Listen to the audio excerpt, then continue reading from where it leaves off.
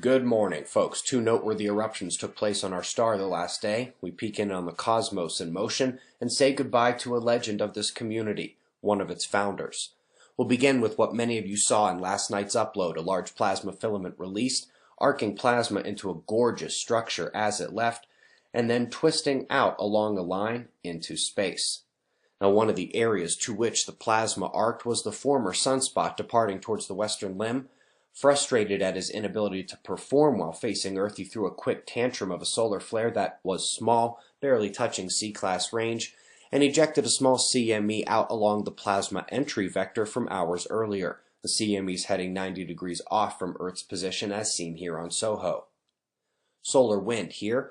We did get an intensification of the plasma stream, but the modest speed only and the slow onset of the impact means Earth's magnetosphere handled the wave relatively well. The next streams will be coming from the northern coronal hole, which is already visible on approach from the eastern limb over on the left.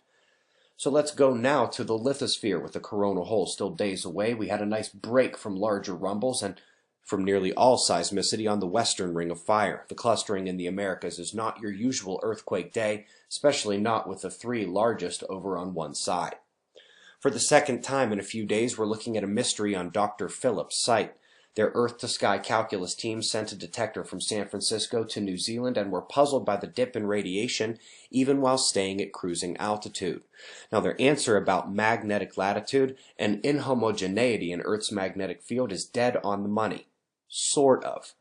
Not only does our magnetic equator not ride the actual equator of Earth, but it's not a straight line, and it moves over time.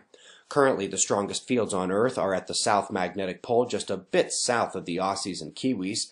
And interestingly, the dip in the chart was just north of the equator, and that was the weakest field area through which they traveled and should have had the highest radiation.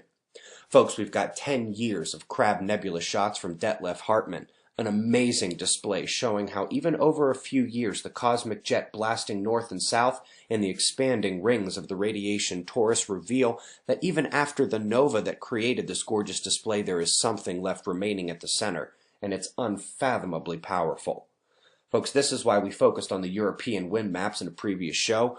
This storm was brutal. High winds, torrential rain, major flooding, and it's probably not done yet. It is a bit of a somber moment as we say goodbye to John Coleman, founder of the Weather Channel. He and I were friends. We spoke monthly. He attended our 2017 Observing the Frontier conference despite his health, a self-proclaimed bucket list item for him.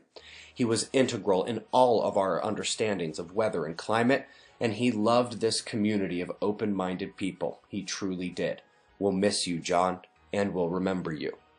Makes me want to put on an even better show this year in his honor.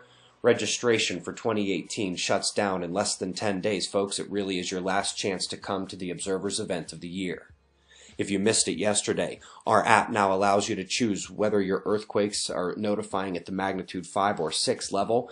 And with a bunch of new programs and an alert structure, I beg you to get the app before a small price increase is necessary to cover the costs. Anyone getting in now is clear. We've got the rest of your wind maps and shots of our star to close. We greatly appreciate your support, and we'll do this all again tomorrow, right here. But right now, it's 5:20 a.m. in the new Valley of the Sun. Eyes open, no fear. Be safe, everyone.